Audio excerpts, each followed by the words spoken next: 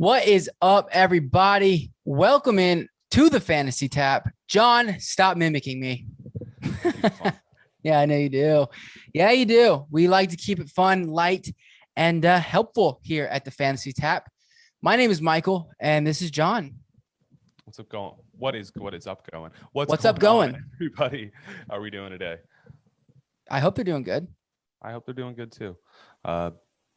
Really excited for today's episode. I know we've got more preseason going on right now. Actually, Mitch Trubisky's taking on the Bears right now in preseason. As we speak, he actually just drove the Bills down for a touchdown. Let's go. The first drive. So let's go. I honestly want to put it on up here, but then I wouldn't be able to have sound. And actually, I can. So I might do that. No. Let's just give these people our full attention. Yes, you're right. So, before we jump into our episode, which is going to be players to avoid, which those players are unhappy to be here. But don't forget about our giveaway. We're giving away this Kyler Murray helmet. Okay. Let me just get it up here. It is autographed. Just had it down. Bam. That was kind of hard. To the winner of our listener league. All right. And if you have never, or if you haven't listened or heard about how to enter in to win this baby or get a chance to win this baby, we're giving away 11 spots in our listener league, raffle style. So all you got to do is subscribe to our YouTube channel and DM us on Instagram or Twitter and just say subscribed. That's it. It's that easy. And then you'll be put into the raffle, and of the 11 people will be drawn. And those 11 people will be put into a league. And the winner of the league takes the helmet home. And real quick, there is a way to get a bonus entry, and that is to join our Discord. The link will be in the description. And also, every once in a while, John likes to give away other raffle entries. So I'm more of a trivia guy. I like to do some questions of the day. You'll find them in our YouTube videos sporadically. You might see them pop up on Twitter. So make sure you guys are following us at the Fantasy Tap on Twitter. Yep. And someone won our last one, actually.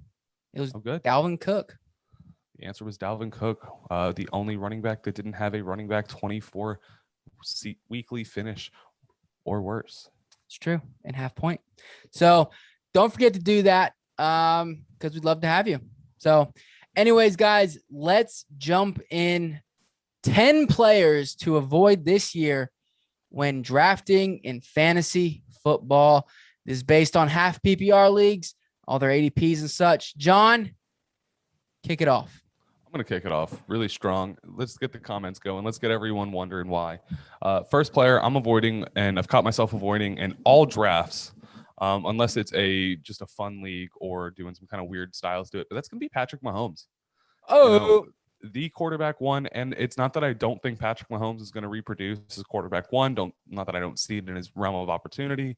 It's just you're grabbing him a full round before the next quarterback.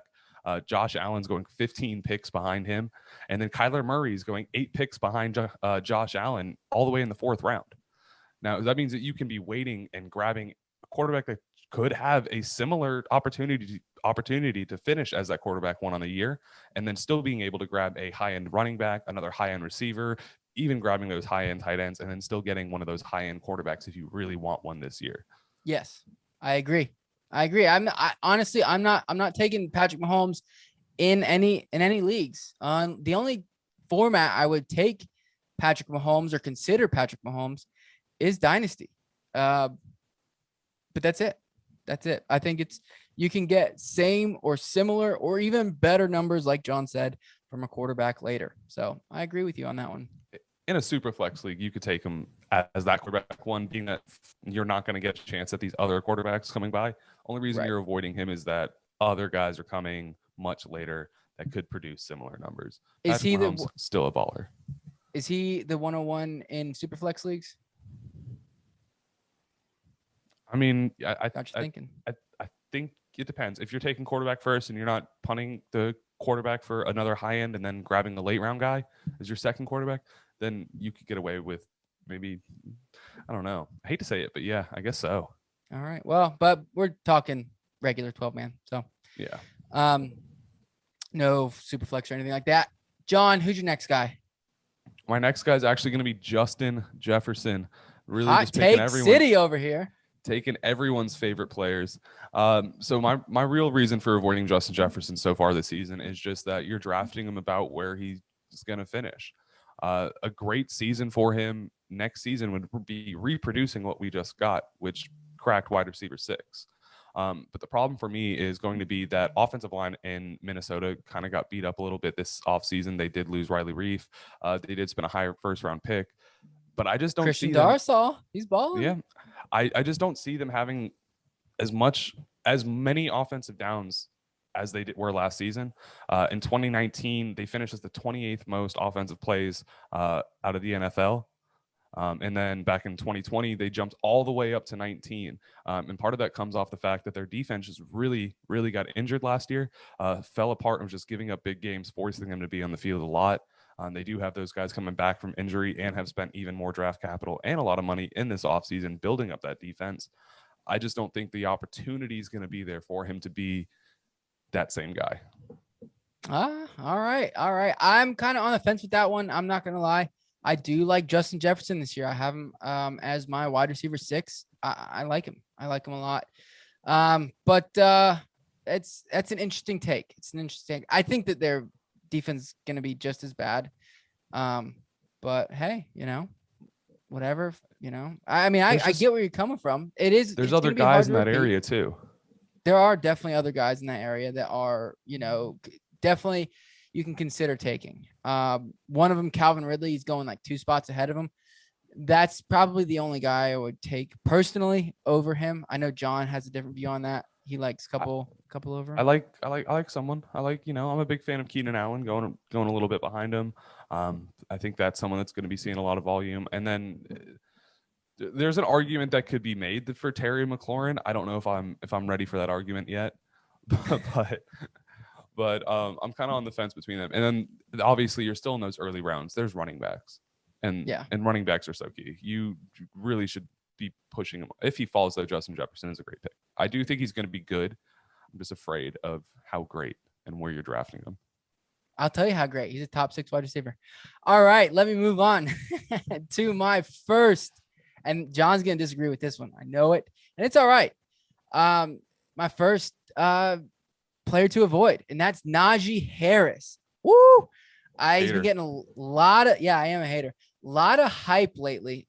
He is, since we started drafting and really after the draft and like really, catching on to the Najee train and things like that and figuring out his landing spot, he was typically going in that 3rd, 4th round. And late, he just skyrocketed, the last month or so. And I don't like that. He's going as the ADP of 16, running back 11 off the board. And honestly, here it is. I'll lay it out all on the line for you guys. My biggest concern with him is not him, because I think he's a baller, but his offensive line. I don't think they're going to be able to help him at all. I think it's gonna be pretty tough for him. And in the first preseason game, we kind of saw that he didn't have the greatest showing. His second hasn't happened yet, but he was okay in the first preseason game. But offensive line is really why I'm staying away from it. Yes, it is preseason, not too much of a deal. But I think at that point, if I'm taking Najee Harris there, I'd rather grab like a wide receiver or something like that than Najee, just because I think of his outcomes. I think he could finish as a low end too. I think that is very possible. And I think it's, quite frankly, I think he's going to finish around 18 or so, running back 18. Yeah, I know you hate me. I know. Trust me. I don't like it. I think next year, I really do. Hear me out real quick. Next year, if they fix the offensive line, depending on who the quarterback is and everything like that, I think we could be talking him as a top 12 quarterback running back, but I just don't think it is this year personally. I know. Yeah, no, I'm going to have to highly disagree. I think that Najee is someone that's going to be getting about 250 carries this year, as well as seeing about 50 catches in the backfield.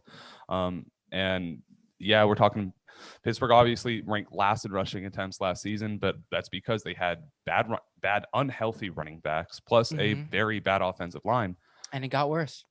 Hey, you can make the argument on that, but they're going to force him the ball. They're going to be feeding him the ball. And just a bad offensive line generally isn't enough to stop a running back that's talented. Think about one of the worst offensive lines in the league right now, the Carolina Panthers. Their running back's projected to be the 1-1 overall and has been for the past 2 seasons. Right. But that is entirely different. Completely different. Yes. Exactly. But that's a 1-1 pick. Right. That means that regardless of the skill difference and opportunity difference, the offensive line's not holding them back that much. Because he's catching the ball over 100 times. That's really why. Okay, that's part of it. Okay. Dalvin Cook, Minnesota's offensive line. We just spoke about them. Not amazing. They're good though. They were pretty. They were good, not great last year. He should be seeing similar touches to Dalvin Cook this year. Najee Harris. He could definitely, but I think that Vikings offensive line is like a middle of the pack, whereas we're talking bottom 3, in my opinion. Yeah. For the Steelers. So that's why I'm staying away from him. It's too risky. I'm not risking it for the biscuit right there. Kind of like my next guy. His upside. He's got great upside. Yes, of course. That's the thing is all these guys in these first 2 rounds have upside. That's why they're up there. George Kittle's my next guy. All right. Another guy. John and I are going to disagree on ADP of 26.3, tight end 3. Every draft I've done so far, he has gone at the middle to end of the second round. That's just what I've been seeing. If I can get him in the 3rd round, at that point I might consider it middle to end, but kind of away right now in the second, because I think that Ayuk is going to surprise a lot of people. I think he's going to have a breakout year. I truly do. Also, if Deebo Samuel can stay on the field and stay healthy, which is something that Kittle is also kind of struggle with a little bit off and on. He could be taking away from Kittle's receptions and things like that. And to be honest, the last thing that really, really bugs me and is why I'm fading Kittle where he's going is the potential QB takeover by the rookie. That could be a good thing and it could be a bad thing. But similar to what I was saying about Najee Harris, I'm trying to avoid as much risk as possible in these first 2 rounds. I think there's a lot of risk that comes with drafting Kittle this year. He's been seen as one of the safest tight ends to take, and I just don't see that this year.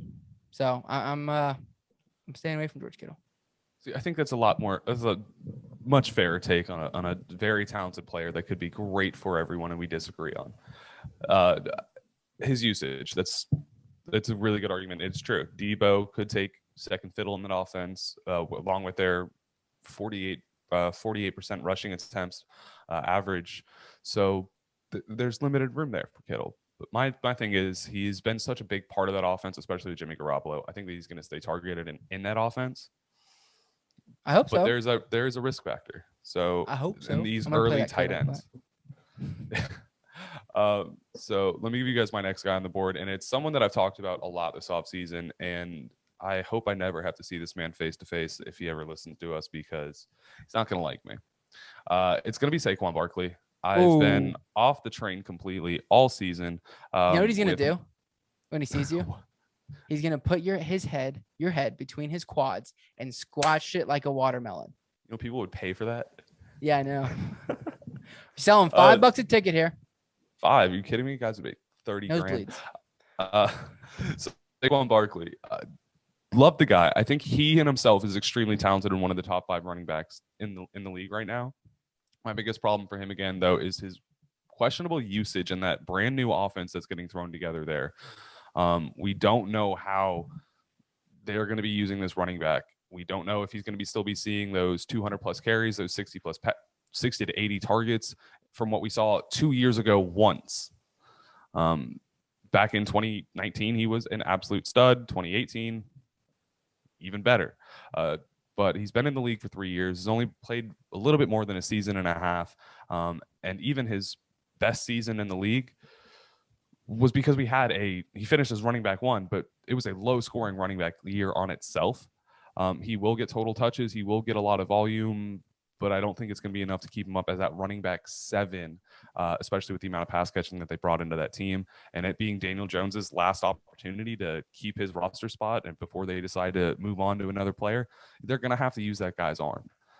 And it's going to rely on those Kenny Golladay receiver, Evan Ingram, maybe coming back and actually being that guy, and then Kyle Rudolph joining as well. So Saquon's total opportunities for me is just not going to line up with running back 7 on the board. I agree with that.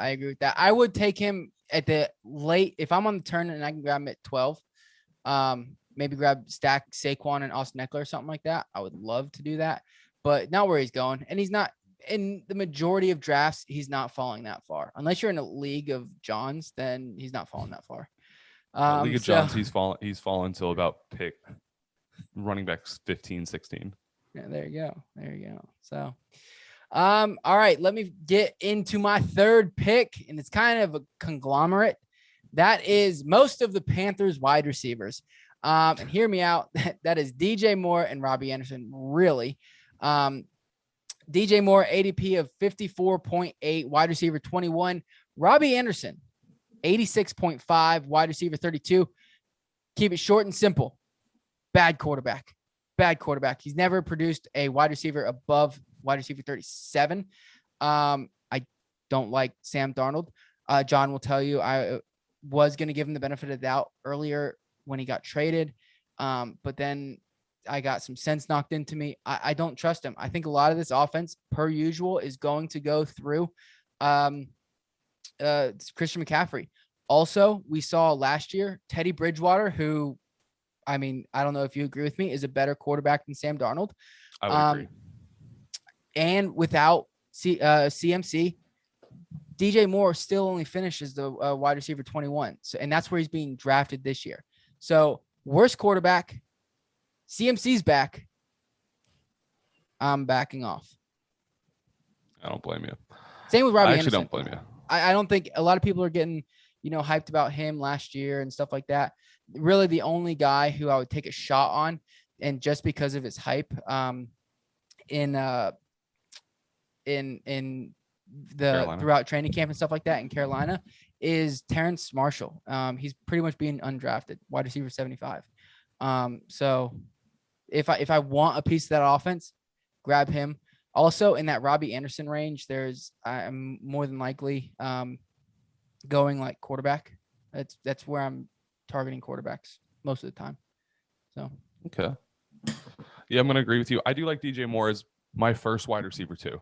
I don't trust him as a wide receiver 1, but I do think that he'll get enough usage, and he's proven to be good enough in a bad enough quarterback situation. He's played with bad quarterbacks in Carolina before. Kyle Allen got the starts his rookie season and made DJ Moore into a fantasy receiver. But I'm not taking the risk at his ADP. I will grab him later on if he falls, because he's someone that's going to fall. There's a lot of people that don't like him right now. But my next guy is someone I think is going to be going a lot higher than his ADP off of that name value, and that's going to be Julio Jones. Oh. Now, currently we're finding him at wide receiver 14 off the board, which it's not the biggest investment you're making. You're probably making that pick in the 3rd, 4th round. But the problem for me there is they are such a run-heavy offense, and we already know it. And the first argument you can come up with against that is, well, they just produced Corey Davis, Jonnu Smith alongside A.J. Brown last season. But go back and look. They were only producing on games where one of those other 2 receivers were out or A.J. Brown was out. There wasn't a weekly, all 3 of them were productive fantasy receivers. Now, we do know Julio Jones. Jones. We're talking about Julio Jones. We know Julio Jones is going to be the most talented receiver on that roster, even though A.J. Brown's going to be lining up next to him. Julio's going into his mid-30s now. It's not Matt Ryan throwing him the ball. Matt Ryan threw the ball for 600 times as almost a minimum for the entirety of his career. Ryan Tannehill's only had 3 games, and that was 3 seasons that started over 8 years ago, that were 550 passing attempt seasons, where now he's throwing the ball back where he started his career about 450 times a year. Yeah, There's last year not enough. The whole team as a whole threw 485. So there's not enough passing in that offense to give Julio Jones the 100 targets to finish as a wide receiver 1 again. A.J. Brown more than likely will finish up as the more fantasy points by the end of the season total. But I do think Julio is going to have bigger games, and he's going to be someone you feel obligated to be throwing into that roster spot as your wide receiver too, where he just might not play too much. Not that he's not going to be productive, but he just might give you bad games, and he does that. He has huge boom games, and those make up for his end of season. And it's because he's talented to do that, and you can almost count on him, but you can never predict him. You know what? That's a great segue, John, into my next guy, because Tyler Lockett, I feel like, does the same exact thing. Okay. ADP of 53.3. He's going as the wide receiver 20, which blows my mind. Last year, he had 10 games outside of the wide receiver 30. 10 games, and 7 of those were outside of wide receiver 40. But Mike, you put up 3 games where he almost scored 30 points, if not more. Okay. And how many? So he won you. Let's say he won you 3 games. How many games did he lose you, though? How many games? No. He lost you 6 games, 10. I would say. 10. There we go. You're drafting him to be a top 20 wide receiver right now. Yeah. Okay. And that's not going to happen. DK is clearly the number 1 on that team. All right. He can do almost and pretty much everything that Tyler Lockett can do. In 2019, when Tyler Lockett was the team's quote unquote wide receiver 1, and that was DK's rookie year, he did finish as a top 24 wide receiver 9 times, while only having DK finish as a top 24 wide receiver 3 times. But DK, he's come onto the scene. I mean, it's his team. He's the clear-cut wide receiver 1. That's why he's being drafted up there. Tyler Lockett, not even. I don't care. I'll take him. I mean, at what point would I take him? I'm avoiding him completely. I mean, he's not making it to that point. He's not making it to the points where you would take him, because there's other people that'll just grab him. And that's the thing. I'm getting Tyler Lockett. Here's a question, and I don't know if I'm just crazy or what. Darnell Mooney or Tyler Lockett this year? I'd take Darnell Mooney. I would too. That's absolutely ridiculous, right? I mean, that sounds absolutely bonkers. He's going. I'm pulling it up right now. He's going as a wide receiver 51. I would much rather have the wide receiver 51 than I would rather have Tyler Lockett. Crazy. Agreed. Crazy. Grab another running back. Grab your high-end quarterback. Grab your high-end tight end. Just don't grab Tyler Lockett. Yeah, please don't. That's please pretty don't. much what I'm saying. Grab TJ Hawkinson. Okay. Yeah. And just going back to another great segue into my last guys that I have on my list. That's actually going to be an entirety of a group, just like you had. But I'm taking off the Buffalo Bills running backs. And then just like Tyler Lockett, regardless of what ADP they're sitting there available for me, just there's never a time where I find them to be enough value where you're going to want to be playing them.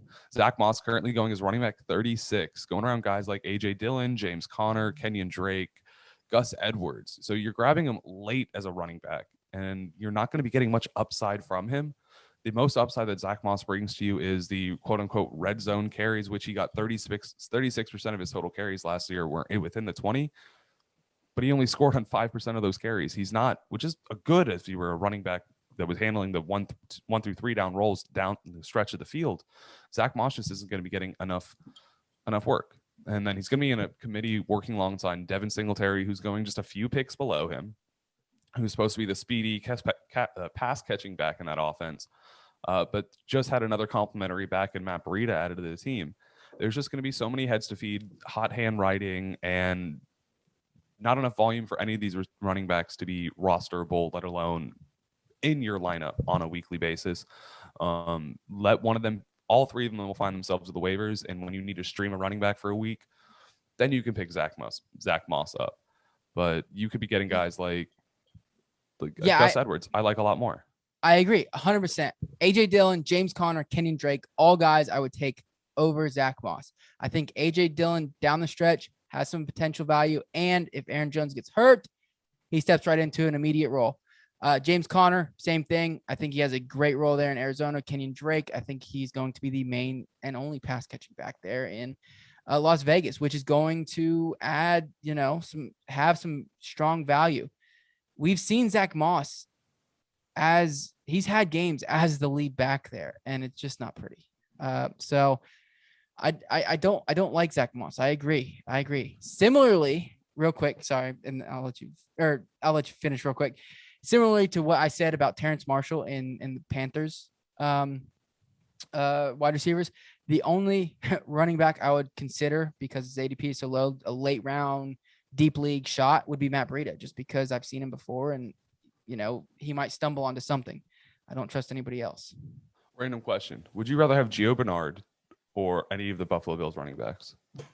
I've gotten hot on Gio, so. I've gotten hot on Gio too, and I would take him, and he's going at running back 60 right now. So there's just people you're going to be wanting to completely punt them off your draft boards, let other people take them, and throw people off to their waivers by week 2. Yes. So. And then my final, and I never want to hear Michael's a homer ever in my life. Okay. This hurts me to say this. Okay. I know where you're going with this too. Will freaking Fuller. I'm not taking him, man. ADP of 104, wide receiver 40. I don't care that he's missing the first game. I really don't. I could care less. Okay. My concern here is, one, when everybody's on the field, there's not going to be a clear number one wide receiver. John and I were at the Falcons Dolphins training camp, joint practice, and we saw it just in the 7-on-7s and in the 11-on-11s. The tight ends were getting in the mix, and it wasn't just Mike Gesicki. Okay, the ball was going to Matt Collins, the ball was going to Adam Shaheen, the ball was going to Jakeem Grant. Yeah, everybody was getting the ball, and I think that's really what's going to happen here. Nobody's going to be the clear-cut guy. I did say in one of my round-by-round breakdowns, if I was going to own somebody in this, it'd be Jalen Waddle. I like the name. I like the guy. He's pretty cool. And that's if I'm in multiple leagues and I just want a piece of the offense. But straight up, everybody is banking on Will Fuller.